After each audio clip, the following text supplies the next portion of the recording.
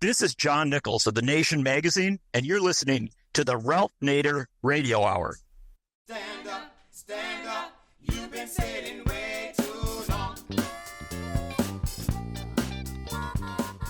Welcome to the Ralph Nader Radio Hour. My name is Steve Scrovan, along with my co-host David Feldman. Hello there, David. Good morning. And, of course, the man of the hour, Ralph Nader. Hello, Ralph. Hello, everybody. More turbulence this week. We're closing in on a year since the October 7th attacks in Israel and the subsequent escalation of Israel's assault on Gaza. One of the many casualties of this assault has been UNRWA, the United Nations Relief and Works Agency for Palestine refugees in the Near East. UNRWA is the most significant direct provider of humanitarian aid in the territory, with more than 2 million Palestinian civilians relying on it for critical necessities and services. The Israeli government of Benjamin Netanyahu accused 12 UNRWA staffers of aiding Hamas's attack on October 7th. And in response, the Biden administration and Congress halted all U.S. funding for UNRWA until March 2025. Critics of the move assert that Israel is conflating humanitarian aid with aiding and abetting violence. And even if those 12 staffers, 12 people among 13,000 UNRWA workers in Gaza, did what the Israeli government alleges, defunding UNRWA is an unjustified and disproportionate response that exacerbates the ongoing humanitarian crisis in Gaza. Our first guest is Hassan El-Tayyab, Legislative Director for Middle East Policy at the Friends Committee on National Legislation.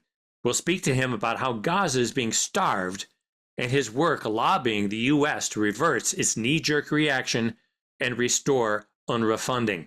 Now imagine a world designed by your favorite technocrat, a completely privatized Xanadu, a fever dream of unfettered capitalism, defined not by a constitution, but by a 4,000-page arbitration agreement, without any pesky government regulations to limit the creative energy of this truly free enterprise ecosystem, a free market Gilligan's Island. If Elon Musk was Gilligan, Ayn Rand was Thurston Howell III, and Milton Friedman was Ginger. Well, dream no more. Such a place exists off the coast of Honduras in Próspera. Próspera is a private for-profit city with its own government that courts foreign investors through low taxes and light regulation. And it's being built in a semi-autonomous jurisdiction known as ZED, a Spanish acronym for Zone for Employment and Economic Development. Our second guest, journalist Rachel Corbett, profiled Próspera for the New York Times Magazine. What did she find? Is Próspera's goal of, quote, building the future of government privately run and for-profit, unquote, working? Or is it just another banana republic? You won't want to miss our discussion with Rachel Corbett. And to close out the program, we welcome back our international legal expert, Bruce Fein, to give us his take on the recent Israeli attack in Lebanon involving the coordinated blowing up of pagers and walkie-talkies, which not only killed a number of suspected Hezbollah members, but also many innocent civilians. As always, somewhere in the middle, we'll check in with our tireless corporate crime reporter, Russell Mokhiber. But first, our first guest contends that Gaza isn't starving, it's being starved. David? Hassan El-Tayyab is Legislative Director for Middle East Policy and Advocacy Organizer at the Friends Committee on National Legislation, FCNL. Previously, he was co-director of the national advocacy group Just Foreign Policy, where he worked to reassert congressional war authority and promote human rights in the Middle East and Latin America. He played a major role in the successful passage of the War Powers Resolution to end U.S. military aid to the Saudi-UAE coalition's war in Yemen. Welcome back to the Ralph Nader Radio Hour, Hassan El-Tayyab. Thank you so much for having me. Yeah, welcome, Hassan. I've been reading the recent statements that the Friends Committee has put out on the Gaza situation. They just can't seem to keep up with the massive expansion of Israeli state terrorism and the death and destruction that's being wrought on hundreds of thousands of Palestinian civilians, families, children, mothers, fathers, and the civilian infrastructure. Your effort on Capitol Hill, which is a long-standing feature of the Friends Committee on Legislation, seems hopelessly overwhelmed by the AIPAC-led Israeli government can do no wrong lobby. You just seem to be hopelessly overwhelmed. And so I want to ask you some questions about how you escalate your lawful lobbying with new strategies and tactics.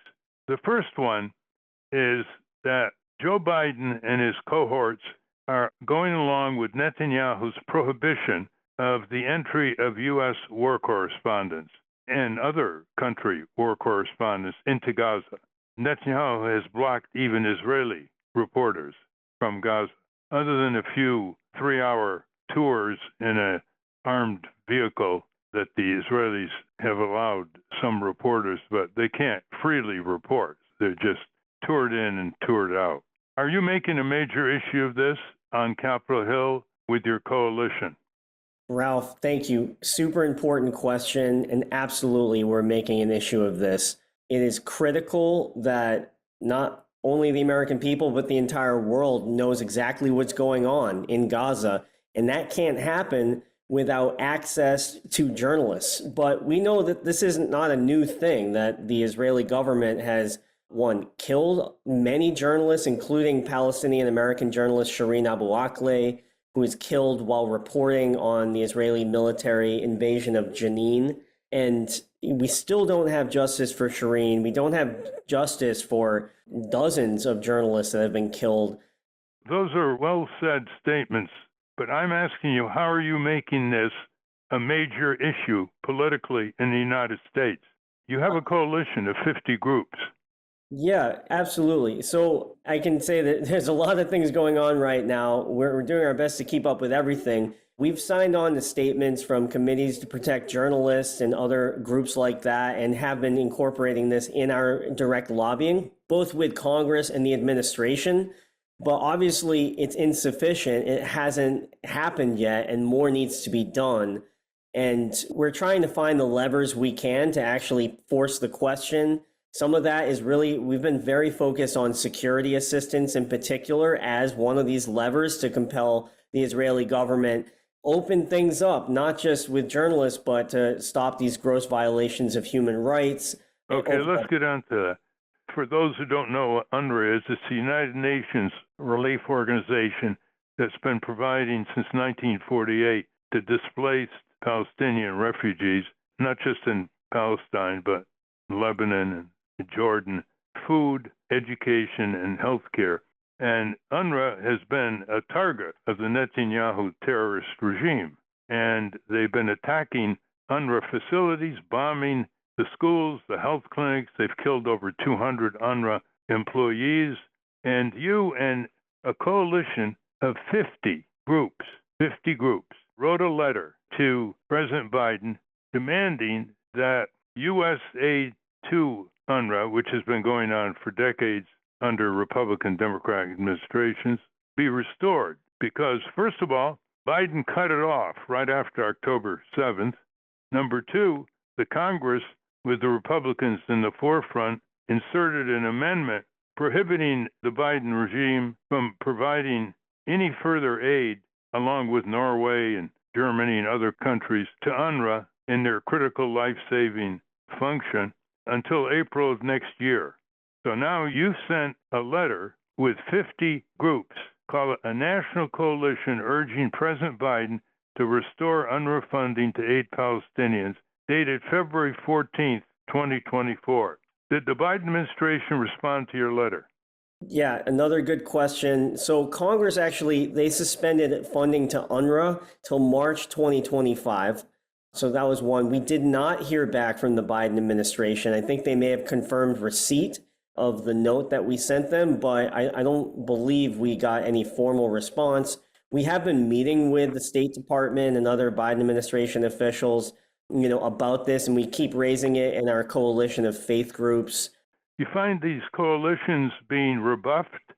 So actually, yeah, and we escalate by working with Congress to introduce new legislation. I did want to touch on that because, as you know, Ralph, the people of Gaza aren't starving, they're being starved. And we've got over 2 million Palestinian civilians facing a man-made humanitarian catastrophe with famine and disease spreading due to lack of this aid access. And at the same time, the Biden administration and Congress are withholding U.S. funding to the largest aid organization in Gaza, which is UNRWA. And they've been working for over 7 decades in the Gaza Strip, but also Lebanon, Syria, Jordan, West Bank. And UNRWA is the backbone of all aid delivery and ensuring that people get the help that they need. So we need to turn this funding back on and do so quickly, because it's not just famine now, it's also a polio epidemic, and UNRWA is playing a lead role in some of these vaccinations. There are some proactive steps that we're trying to take on the UNRWA situation that I think your listeners would really benefit from hearing about. Rep. Carson, Rep. Jayapal, and Rep. Schakowsky are introducing a bill called the UNRWA Funding Emergency Restoration Act, and this would completely remove all congressional limitations on UNRWA funding immediately if passed, and then call on the Biden administration to restore funding as well. I think this is absolutely critical that the U.S. join the other 15 countries that had initially suspended support to UNRWA to resume funding. This includes U.S. allies like the UK, the European Union, Canada, France, Germany, Australia.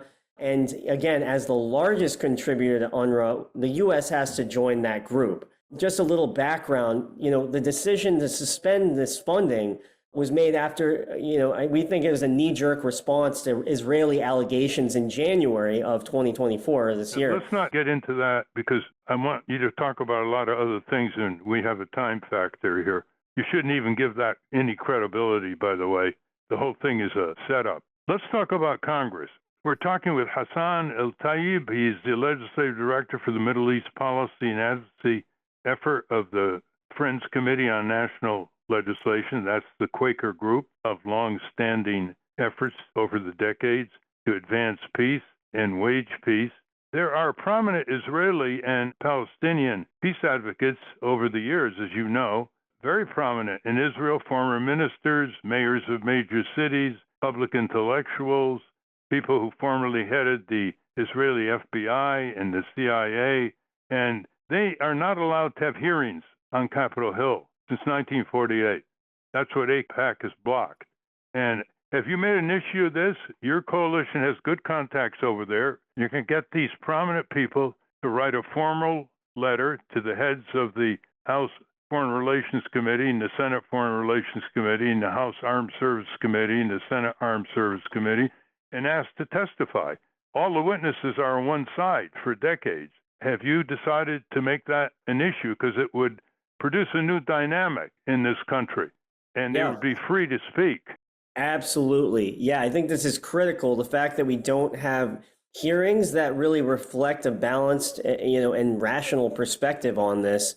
And we've been making requests of all these different committees that you just mentioned to actually, have committee hearings that center Palestinian human rights and regional de-escalation, diplomacy with Iran.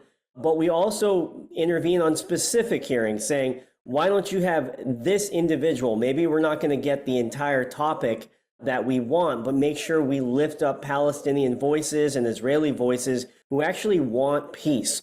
Hassan, they will not allow Americans, whether they're Jewish Americans or Arab Americans or Muslim Americans, to testify. The only possible way you can get there is to get prominent Israeli and Palestinian peace advocates who've been working together for years, because they cannot be accused of anti-Semitism, which is a slur and a gag against free speech. It's now been weaponized, as you know, on college campuses and all over the country. The only way you're going to get through is to have very prominent people, former prime ministers, former members of the Knesset, as I mentioned, in Israeli society, and leaders of Israeli human rights groups. You probably saw the December 13th New York Times op-ed where 17 Israeli human rights groups demanded of Biden that he stop what they called, quote, the catastrophe in Gaza, end quote. And you probably saw the more recent letter by 6 prominent Israelis, including retired prime ministers and national security people, demanding of Congress that they disinvite Netanyahu from speaking. These are the people that have the only chance to get hearings under both the Democratic Senate and the Republican Senate. Are you ready to push for that? Because everything else is not working. Just to level set here, I agree with you that it's very difficult, but Judiciary just featured Maya Berry from Arab American Institute at a committee hearing they did on stopping the spread of hate just yesterday. Granted, that was a horrific hearing, and they asked her some really downright racist and hateful questions, but we are able to get some good Arab American witnesses, and that's one example. But to your larger point, completely agree. It's been the focus of our advocacy and trying to make sure that we get better hearings, we get better witnesses, and we get better questions asked of the witnesses during the hearings by members of Congress and congressional champions. So we are totally on the same page. Also, one body you didn't mention is the Tom Lantos Human Rights Commission, also headed by co-chairman McGovern. And we want them to use that platform to lift up the need for Palestinian human rights, protecting U.S. citizens in the West Bank, like Aisha Noor Egi, who was just slain by an Israeli sniper just about a week ago. So totally with you. And I think it's just absolutely critical to change the conversation. Let's look at the access you're getting. Have you gotten access to the fanatical Republicans like Senator Lindsey Graham and Senator Tom Cotton, who have basically said, kill them all over there, total support of the Israeli genocide? Do you ever have an opportunity to sit down and talk with them or their staff, or are you mostly talking to people who are semi-sympathetic to you?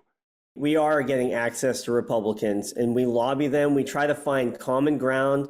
As you know, the Quaker way is to believe that, we believe that there's the spirit and light in everybody, whether or not we agree with them or not. We want to engage. And that's just a philosophy that we've had for, over 80 years as an organization, and much longer than that as Quakers doing peace advocacy work, going back hundreds of years. So we try to engage with everybody. Maybe we don't agree on the weapons shipments, but we can agree on sending U.S. Navy hospital ships to the region.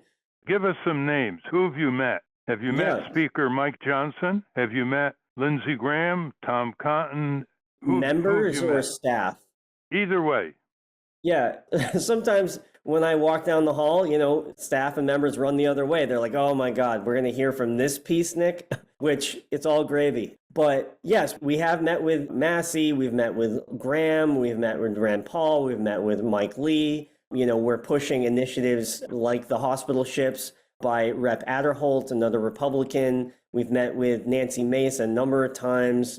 I could go on and on. We try to, like I said, we try to engage with everybody, even if they don't agree with us. We still try to have the conversation. We try to bring Palestinians and Israelis into some of these meetings. And I think that's just absolutely critical. Even if we don't get to a good place, just having those conversations is just critical. And I got to say, a lot of people aren't engaging with Republicans on this issue. And I think FCNL, we're trying to fill that gap. And we think getting Christian voices in the mix, also to highlight the plight of Palestinian Christians in Gaza, in the West Bank, is really critical. And like I said, we try to find common ground where we can. We were really grateful to Rep. Massey for voting against the Israel security supplemental package. What about the Christian groups here? They're supposedly worried about what's left of the Christian population in Bethlehem and in the West Bank and in Gaza. What is the position of the National Council of Churches based in New York? Do they join your coalition, or are they remaining silent month after month? Yeah, so National Council of Churches, they do work with us, and they're on the board of Churches for Middle East Peace. So yeah, we do work with them. There's a whole bunch of other folks that I think are really wonderful to work with. The Presbyterians, the Mennonites, Mary Knoll. Yeah, there's just really a whole, I could just keep going and going. And the United Methodists as well. And so we're trying to build this faith coalition to push on a whole bunch of things, whether it be the need for an immediate ceasefire and hostage deal, whether it be humanitarian access, including the hospital ships, including UNRWA funding, halting arms sales to make sure that U.S. weapons are never used to violate human rights, regional de-escalation, and also protecting Palestinian Christian communities in the West Bank and Gaza. So those are all things that we're doing. We're trying to reach out to the Trump campaign and the Harris campaign to request a meeting to discuss 5 key demands that I just mentioned. We're going to request those meetings with a whole bunch of faith groups. So we're trying to engage, and we think it's really important that the Christian voices are being heard right now. Well, I'm sure many of our listeners now are saying to themselves, well, we certainly haven't read this in any of the media, newspapers, magazines, radio, TV, NPR, public broadcasting. Let me go to another initiative that I think our listeners would like you to describe. In early May, you went back to the Ramallah Friends School. That's the Quaker school in Ramallah in the West Bank. And you talked with 6th graders and 7th graders, and you asked them why they support a ceasefire in their own words. And Mira in the grade 6 said, quote, I support the ceasefire because each child must have the right to live in peace and freedom. The ceasefire will preserve the innocent lives of children, not to mention half of the population in Gaza are children, end quote. This leads me to a question, Hassan. Have you thought of encouraging the children in Palestine to communicate with the children in the United States and the children in Israel? You know, children have a moral authority that's unique. They speak very often much more truthfully and forthrightfully than their wayward adults. What do you think of that idea? And have you had it before I just mentioned? What do you think of that proposal? Because I think it might change the dynamics of the media here if it's done in a consistent manner.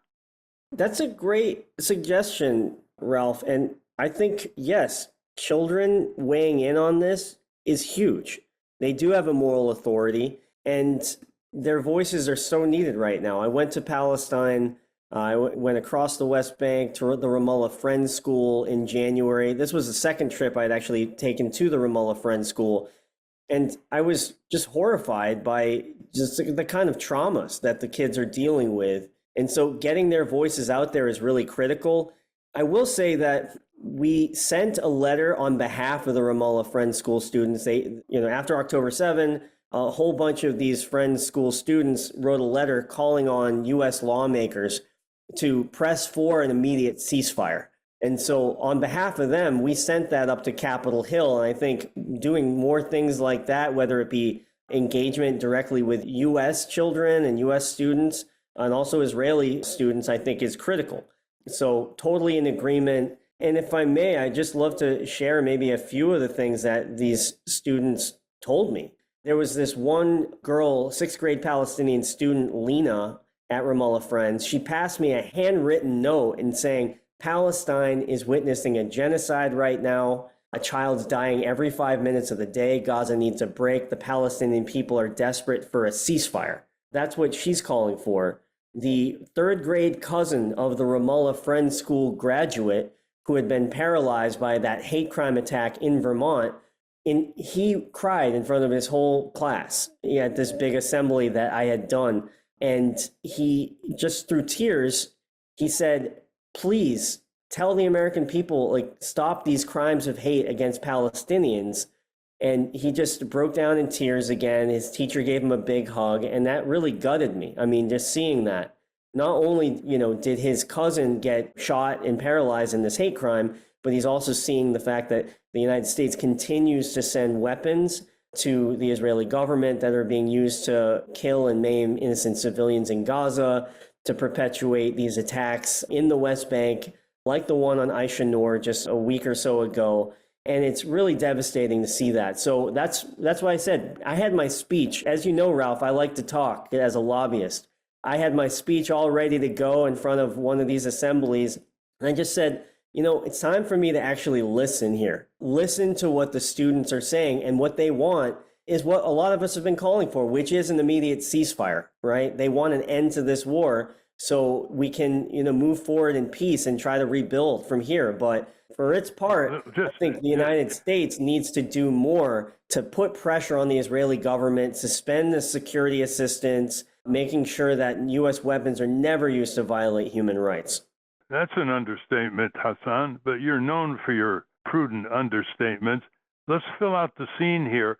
One of the reasons 3 out of 4 Israelis despise Netanyahu, not only because what he tried to do to break the independence of the judiciary, it's not only that he's under prosecution by Israeli prosecutors for political corruption, it's that they accuse him of collapsing the sophisticated border security apparatus on October 7th, which opened the gates for the Hamas fighters to pursue a plan that was in the possession a year earlier of the Israeli security forces. They got the plan a year before and did nothing, and then collapsed the border, still unexplained and still without an official Israeli investigation, which is blocked by Netanyahu.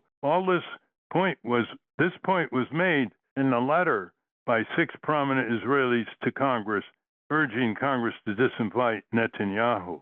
Well, as we're recording this conversation, the news is covering the latest threshold of war crimes by Israelis by blowing up booby-trapped pagers in Lebanon, and now they're blowing up two-way radios and other equipment, communications equipment in South Lebanon, leading to thousands of casualties, including people who have these pagers in hospitals, supermarkets, strolling with their children down a pathway.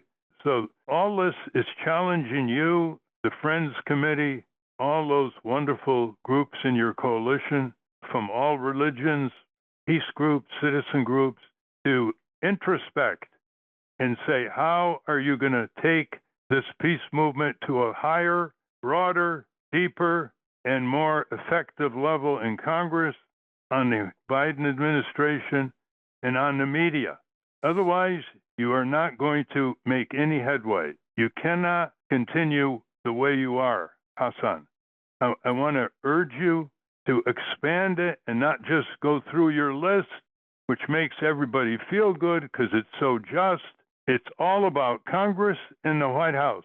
That's where the pressure's got to be, and it's got to be with different arguments, different supporters from Israel and Palestine, and a different attentiveness to the Congressional Press Corps, which doesn't even bother covering you because they don't think you matter. I would say, Ralph, my mom agrees with you. I need to adjust in a big way, and sorry to be cheeky here, but yeah, you're right. The peace movement needs to get more muscular. We can't just be doing a rally on a Saturday where no press is present, right? We have to actually figure out how to be strategic, grow our base across the board. I think some of folks in the peace movement really need to get more muscular on electoral politics. I think things like the uncommitted campaign, need to expand, not just to withhold votes, but to actually look at primary challenges for people that don't support human rights and know that that's working. But we need to do a lot more. And everyone listening, if we care about peace, we have to throw down for peace and, not just support humanitarian aid, but actually get involved in the political end of this as well. Because we are spiraling, we're spiraling into a dark place if we don't get our act together.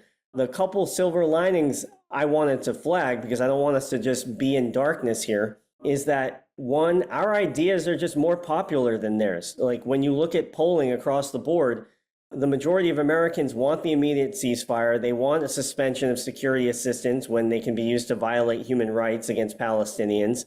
And they want a way forward, right? So there's a larger coalition just waiting to be mobilized, and that's exactly what we need to be focused on. I'm trying and doing what I can, and we just need a lot more folks to weigh in. Tell our listeners your website. How can they support what you're doing, get more information, and tell our listeners your website slowly and repeat it. Absolutely. Get involved and join us at FCNL.org. FCNL.org. You can take an action today calling for the ceasefire, no weapons, UNRWA funding at FCNL.org/ceasefire.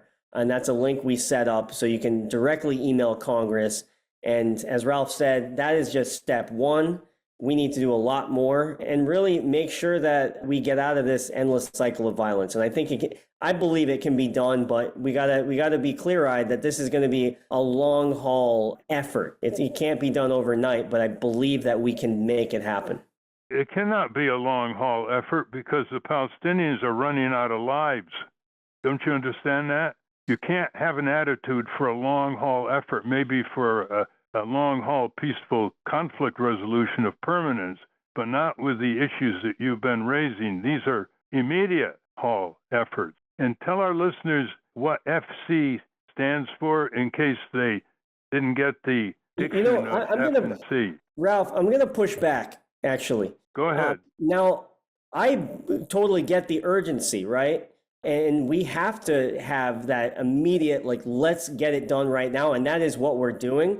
But we also have to make sure we're building infrastructure so we can sustain our peace movement and grow it for the long haul. That includes, electoral engagement. That includes actual advocacy and getting serious because, like you said, like the AIPAC lobby and all these other groups, they've been at this for decades, and that's entrenched power. And I'm not going to sit here and pretend like we can undo that, immediately when they're, knocking off members of Congress like Bowman and Cori Bush, and I think having that long-term perspective and looking at, these structural issues are going to have immediate impacts when they see that, oh my God, they're actually mobilizing in a serious way. But I agree with what you're saying as far as the urgency. That's good. Short haul, long haul. As we close, Hassan El-Tayyab, can you give the website and indicate what F&C stand for, just so people can get clarity? Yeah, thank you all, Ralph, Hannah, David, Steve, for having me on. I'm just so grateful to have this time to chat. Our website is FCNL.org, and it's Friends Committee on National Legislation. We are the Quaker Peace Lobby in D.C., working for peace for over 80 years, oldest registered faith-based peace lobby in the country. And I am really just grateful I can do this work, and I'm going to keep doing it. And I hope more and more of us get involved. Again, we're FCNL.org. Well, thank you very much, Hassan. And listeners, you encounter a member of Congress running for re-election in the coming weeks, or a reporter or a TV producer, ask them why don't they cover the efforts of the peace lobby in this country, the many, many groups with millions of members around the country who want our government to wage peace, to stop building the empire of war, destruction, which is going to boomerang back on us in many, many ways, apart from just busting the civilian budget so we can blow up areas around the world in contradiction of international law, Geneva Conventions, and even U.S. statutes. Thank you very much, Hassan. Thank you. We've been speaking with Hassan El-Tayyab. We will link to his work at the Friends Committee on National Legislation at ralphnaderradiohour.com. Up next, we discussed a startup city in the original Banana Republic. But first, let's check in with our corporate crime reporter, Russell Mokhiber. From the National Press Building in Washington, D.C., this is your Corporate Crime Reporter Morning Minute for Friday, September 20, 2024. I'm Russell Mokhiber. The Consumer Financial Protection Bureau last week sued Horizon Card Services and its CEO, Robert Kane, for tricking consumers into signing up for its expensive membership credit card. Horizon's credit card, which could come with almost $300 in annual fees on a card with a $500 credit limit, could only be used to purchase goods from the company's overpriced online store and nowhere else. The CFPB alleges Horizon and Kane lured consumers into a membership program through deceptive marketing. Horizon charged consumers illegal and excessive fees and also made it unreasonably difficult for consumers to cancel memberships and obtain refunds. For the Corporate Crime Reporter, I'm Russell Mokhiber. Thank you, Russell. Welcome back to the Ralph Nader Radio Hour. I'm Steve Scrovan, along with David Feldman, Hannah, and Ralph. Let's go on a 3-hour tour to Próspera. David? Rachel Corbett is a journalist who has written for The New Yorker, The New York Times Magazine, The Atlantic, and New York Magazine, among other publications. And she is the author of You Must Change Your Life, the story of Rainier Maria Rilke and Auguste Rodin, which won the 2016 Marfield Prize, the National Award for Arts Writing. Welcome to the Ralph Nader Radio Hour, Rachel Corbett. Thank you for having me. Welcome indeed for what will probably be a brand new subject for our listeners, what can be called corporate-run and controlled startup cities, complete cities, corporate-run. And in the article in the New York Times Magazine, and they gave you a lot of space, you talk about Próspera, which is a town that's being built in a remote area of Honduras. And your description is really pretty astounding. It was started by a Delaware-based company that founded this in 2017 with $120 million in investments from well-known Silicon Valley billionaires, Peter Thiel, Sam Altman, and Mark Andreessen, to transform the area into the most developed startup city in the world. It is a private, for-profit city, you say, with its own government that courts foreign investors through low taxes and light regulation. But this is pretty astounding because you say there are 36 of these corporate, for-profit run cities coming to the fruition all over the world. So let me just let you describe to our listeners the result of what you observed when you went there and what they should know about these startup cities. Are they corporate utopias or are they rising menaces to the rule of law and public government? Yeah, so they range from, something as small as a 3 square mile patch of floodplain for one of these cities called Liberland. Próspera is the most developed because it's actually got buildings built. There are around 2,000 residents, either physical or e-residents. And, it's still very small compared to any normal city, but it's extremely advanced in this world of startup city or for-profit city, however you want to describe it. So when you go there, it's a few buildings, there's a residential tower, and there's a lot of experimental medical clinics because they don't have to operate by FDA standards. They're started by libertarians or libertarian-leaning thinkers and entrepreneurs, but they've been framed as ways to develop these poorer nations that host them. So in Próspera, for example, they made a conscious decision to stop describing it as a sort of libertarian utopia because they realized that was generating a lot of backlash. And now they describe it as something to eradicate poverty, but just through for-profit means. Well, one of the things they brag about is they avoid government bureaucracy and all kinds of regulations. But in your article, when you went there, you say the following: in order to enter the jurisdiction, I was told I needed to sign an agreement of coexistence, binding myself to 4,202 pages of rules, violations of which would be subject to the jurisdictional authority, the arbitration center, end quote. How do you square that with their libertarian philosophy? Right. I mean, that's the irony. There's no shortage of contracts in this place. There's no way I could possibly sign or even read 4,000 pages of rules, much less decide whether to bind myself to them and then be subject to some extranational court, a tribunal in Honduras, which I don't know anything about. I mean, there's a lot of rules there, put it that way.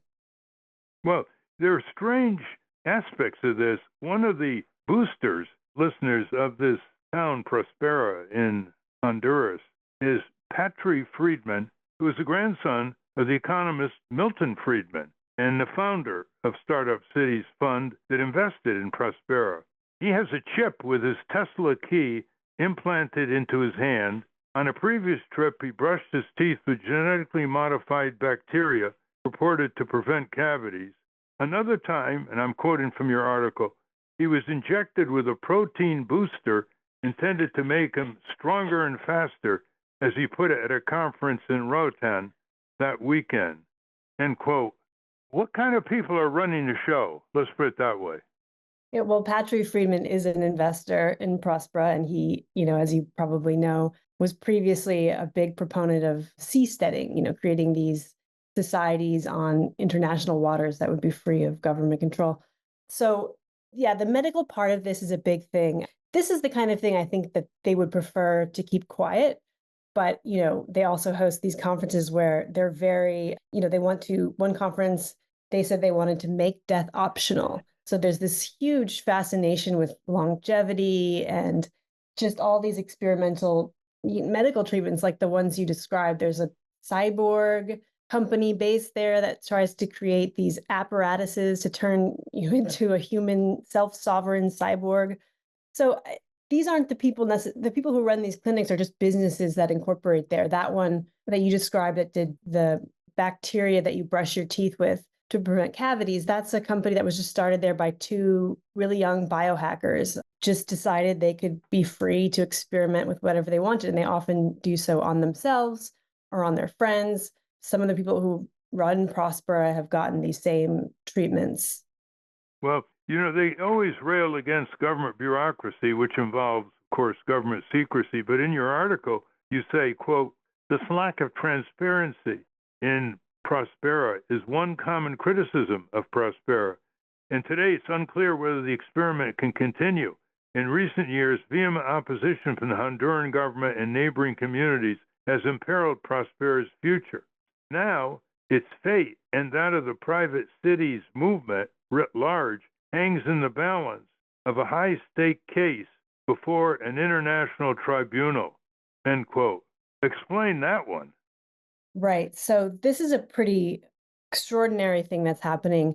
When the current president of Honduras, who is a socialist, came into power, she had made it a huge part of her campaign promise to get rid of these zones such as Próspera. So in response, Próspera fired back with this astonishing almost $11 billion lawsuit against the government of Honduras, claiming that, that's how much it would have received in investments, and that's how much it lost in profits because of Honduras's attempts to shut them down and to scare off potential investors. And that's being seen in the World Bank Tribunal that is already under a lot of criticism for being too friendly to corporations who bring suits in these courts and not nations, which cannot bring suits in these courts. So that amount, $11 billion, would nearly bankrupt Honduras if they actually got it. And there is a lot of fear among the people there that they could actually win that suit because of the structure of this World Bank Tribunal and how it's tended to go in the past towards corporations.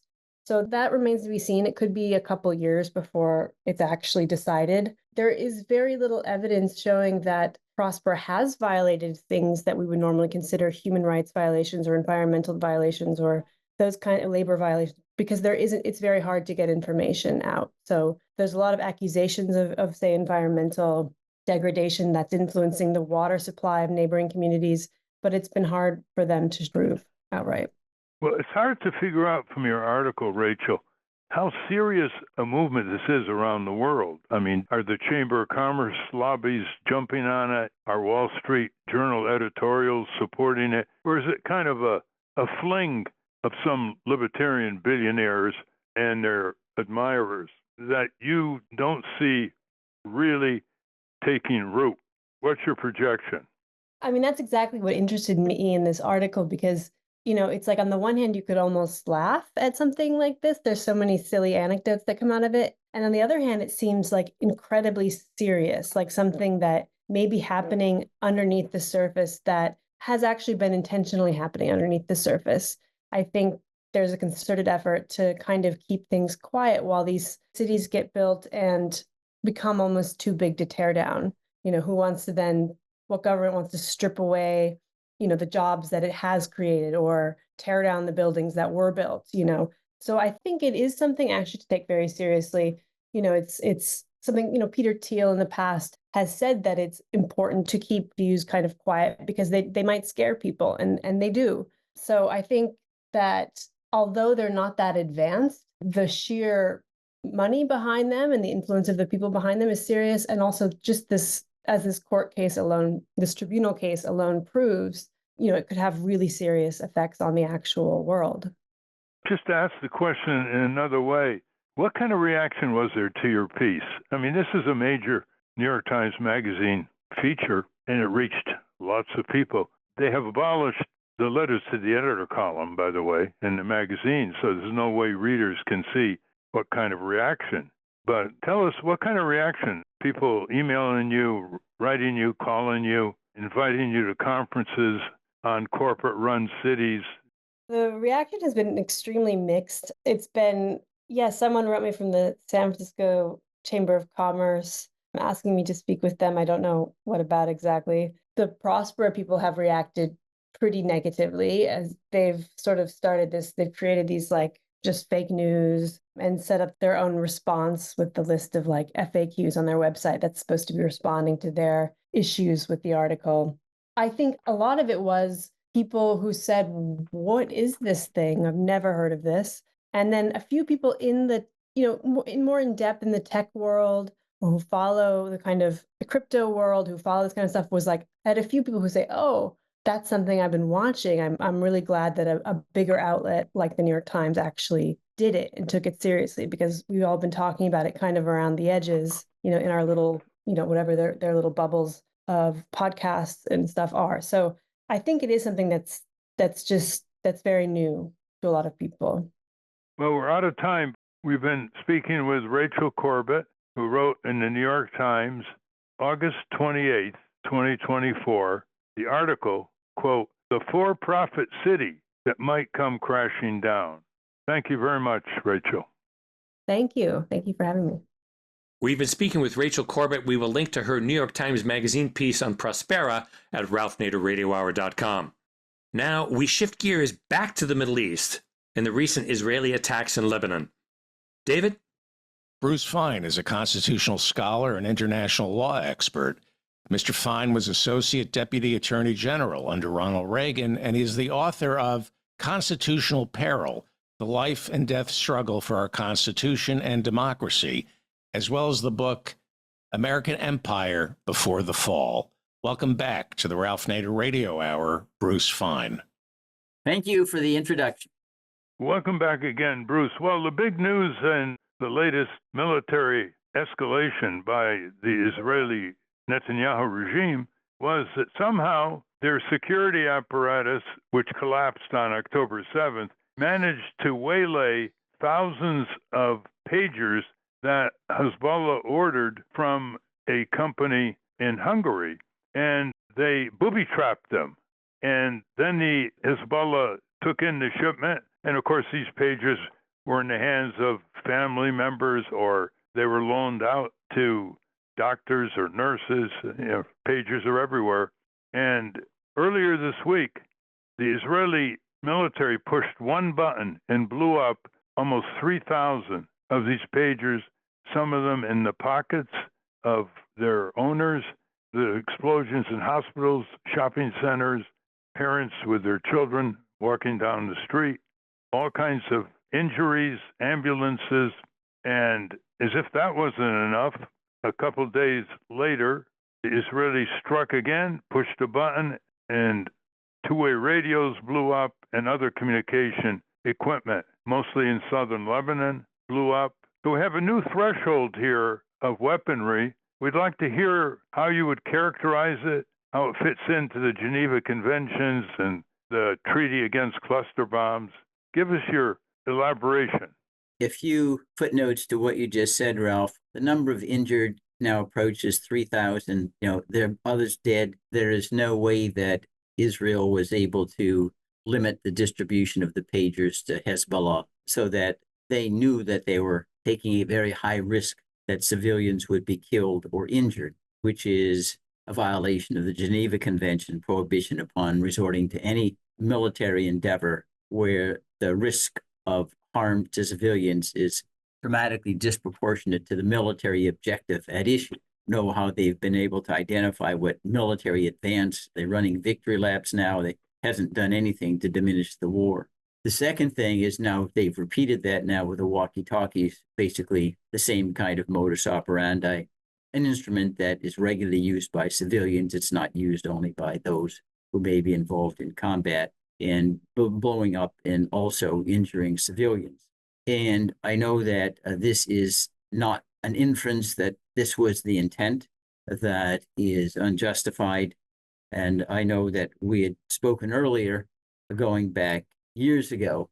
Foreign Minister Avi Iban had openly said, yes, we know Israel purposely has targeted civilians for a very, very long time. He didn't like it being exposed because he thought it compromised the reputation of Israel. The defense minister, Mordecai Gur, had also previously said, yes, Israel does target civilians. That's commonplace. So the scale may be a little bit broader, but this is not new in the Palestinian onslaught executed by the Israeli Defense Forces. Well, why do you think the Biden administration was unusually quiet, even for its own concessionary and cowardly stance since October 8th on the slaughter and genocide in Palestine? The Israeli foreign minister declared that he had notified our Secretary of Defense before the attack on the pagers pushing the button, and Secretary of State Blinken was in Cairo when the news broke, and he referred to the devastation wrought by blowing up these booby-trapped pagers as an incident. He called it an incident, as he said that the U.S., of course, had nothing to do with it. Yeah. Characterize how we're being represented in Washington here. Well, I think the administration from Biden on down is terrified of giving any kind of prominence to the ongoing genocide and slaughter in Gaza because they think it will compromise the likelihood of winning the presidency in November. I think 100% of their thinking is simply a political calculation about that balloting. And they don't really know how to deal with that because on the one hand, they've been very cowardly in giving Israel a green light to whatever they want, but they've also seen a backlash on campuses and otherwise. The Arab vote is in doubt, and so they would like it to just go away. They know if they say something that's critical, it'd be a headline. So they're kind of like an ostrich sticking its head in the sand, and that's what we see here. I mean, it's utterly absurd. An incident, it's like Harry Truman calling the Korean War a police action. It's so absurd on its face, you can tell it's manufactured for ulterior motives. Of course, the Biden administration has, over the recent months, lied continually about Israel not committing genocide, Israel not violating humanitarian law, Israel not violating federal statutes. You think otherwise? Well, I think that they are lying for sure, that the violations are open and notorious, which is why they have to lie. Now, on the one incident recently, the State Department did conclude that there were Israeli forces that engaged in egregious violations of human rights, but then without explication said they're taking adequate remedial action so we don't have to cease shipping arms to these units. Well, what are those remedial actions? We know historically Israel starts investigations and they disappear into a black hole 3 or 4 or 5 years later. They never end up in any accountability whatsoever. So I think the evidence of the violations was so notorious they couldn't ignore them, but then they just invented ways to get around ceasing any kind of shipments. Even with the low bar that many people present before the Biden administration, it is unsettling to see White House spokespeople day after day knowingly lying about Israel complying with all laws. Tell our listeners the 6 federal statutes that the Biden administration is violating by shipping weapons to Israel without any conditions. Well, there's the Foreign Assistance Act, the Export Control Act, there's the Humanitarian Corridors Act, there's Leahy Amendment applied to the State Department, Leahy Amendment applied to the Defense Department. There's the Nuclear Non-Proliferation Tract. We know that Israel is not a signatory to that, so we shouldn't be sending military weapons to non-signatories. And the Congress doesn't do anything, and it's stunning that the White House Correspondents Association and the White House press briefings never challenged Kirby on any of this stuff. John Kirby, he's the National Security Press Secretary at the White House, and said, you're supposed to be a journalist and ask questions. I mean, it would be like Ralph during Watergate, that Dan Rather never asked about the cover-up. You're supposed to be a journalist? You're not talking, and you're not asking about the White House tapes? It'd be ridiculous, but that's how anemic, the press corps has become. Well, let's go to Steve here. Boy, I mean, it's hard to know what to even say. I mean, it seems like such an obvious, it's murder. If you were the prosecutor at the International Criminal Court, would you call this murder? Yeah, because murder has different degrees.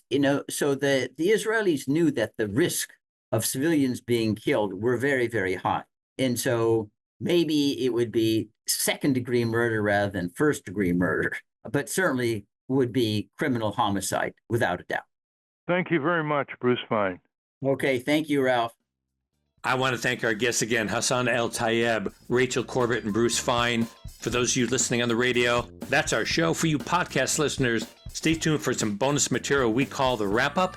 A transcript of this program will appear on the Ralph Nader Radio Hour Substack site soon after the episode is posted. Subscribe to us on our Ralph Nader Radio Hour YouTube channel. And for Ralph's weekly column, you can get it for free by going to nader.org. For more from Russell Mokhiber, go to corporatecrimereporter.com. Guess what, folks? The American Museum of Tort Law has gone virtual. Go to tortmuseum.org to explore the exhibits, take a virtual tour, and learn about iconic tort cases from history. We have a new issue of the Capitol Hill Citizen. It's out now. To order your copy of the Capitol Hill Citizen, Democracy Dies in Broad Daylight, go to capitolhillcitizen.com. And remember, to continue the conversation after each show, go to the comments section at ralphnaderradiohour.com and post a comment or question on this week's episode. The producers of the Ralph Nader Radio Hour are Jimmy Lee Wirt, Hannah Feldman, and Matthew Marin. Our executive producer is Alan Minsky. Our theme music, Stand Up, Rise Up, was written and performed by Kemp Harris. Our proofreader is Elizabeth Solomon. Join us next week on the Ralph Nader Radio Hour. Thank you, Ralph. Thank you, everybody. Remember, readers think, thinkers read, and that's the road to civic action. You want to read something? I've just come out with a book, Let's Start the Revolution for a Country That Works for Its People. Very relevant for this election year and civic empowerment. I think that you should step up, rise up and take on the power. Stand up, stand up. You've been sitting way too long. Stand up, step up, step up. You ought to step up, rise up, rise up. I know you ought to rise up and stand up, stand up. You've been sitting way too long. Stand up, I think you should step up. I think that you should step up, rise up. Don't let the system hold you down. Stand up, stand up. You've been sitting way too long. Stand up, step up. I think you should step up, rise up, and you rise up.